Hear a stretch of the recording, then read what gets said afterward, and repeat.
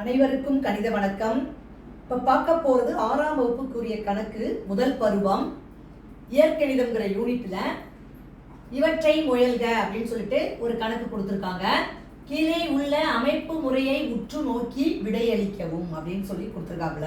இப்போ பார்த்தீங்கன்னா அதில் 2வது கணக்கு நம்ம பார்க்க போகிறோம். 15873 × 7 இந்த மாதிரி என்ன இருக்காங்க 6 போட்டிருக்காங்க. அதாவது என்ன நம்பர் இது பார்த்தீங்கன்னா 1 10 100 1000 10,000 லட்சம் 1,11,111 அப்படின்னு சொல்லி கொடுத்துருக்காங்க. மற்றும் 15823 × 14 பெருக்கிறப்ப அதே மாதிரி 2,22,222 எனில் இப்ப கேட்கப்பட்ட கேள்வி என்ன? அதே நம்பர் 15823 24 பெருக்கினா என்ன வரும், 28 பெருக்கினா என்ன வரும், 35 பெருக்கினா என்ன வரும் அப்படிங்கிறத காண்க அப்படின்னு சொல்லி கணக்கு கொடுக்கப்பட்டிருக்கு. இந்த கணக்கு ரொம்ப கஷ்டப்பட்டு நம்ம போட வேண்டிய அவசியம் இல்லை. இந்த நம்பரை பொறுத்த வரைக்கும் 7 பெருக்கிருக்காங்க. ஃபர்ஸ்ட் 7 பெருக்கினா என்ன வரும், ஓரேல் 7. அந்த 7ஆம் வாய்ப்பாடுல ஓரேல் 7ங்கிறப்ப இந்த ஆன்சர் என்ன வருது, 1 1 ஒரு 6 1 போட்டுக்க வேண்டியதான். அதே மாதிரி 14 பெருக்கிருக்காங்க. 14 2 7 14. அப்ப 2 6 2 போட்டுக்க வேண்டியதான். இந்த கான்செப்ட்ல இப்ப 21 பெருக்கி நீங்க ஆன்சர் போட சொல்லியிருக்காங்க. இப்ப பாத்தீங்கன்னா 3 7 21.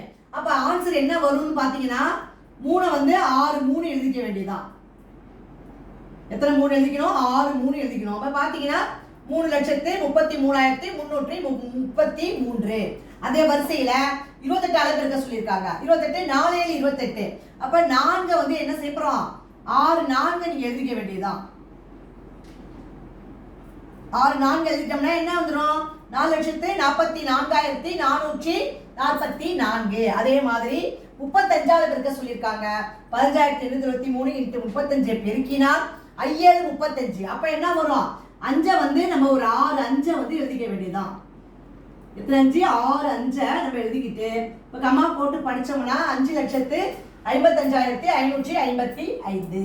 இந்த கணக்கு ரொம்ப எளிய முறையில பெருக்காமலே 7ஆம் வாய்ப்பாடு ஓர் 7 7 2 7 14 அப்படி போடுற வரிசையில எத்தனை நம்பர் போட்டு பெருக்கிறோமோ அது எத்தனை 4 7 28னா 4 வரும், 5 7 35னா 5 வரும். இந்த மாதிரி எளிய முறையில இந்த கணக்கை நம்ம விடையே கண்டுபிடிக்கலாம். புரிஞ்சுங்களா?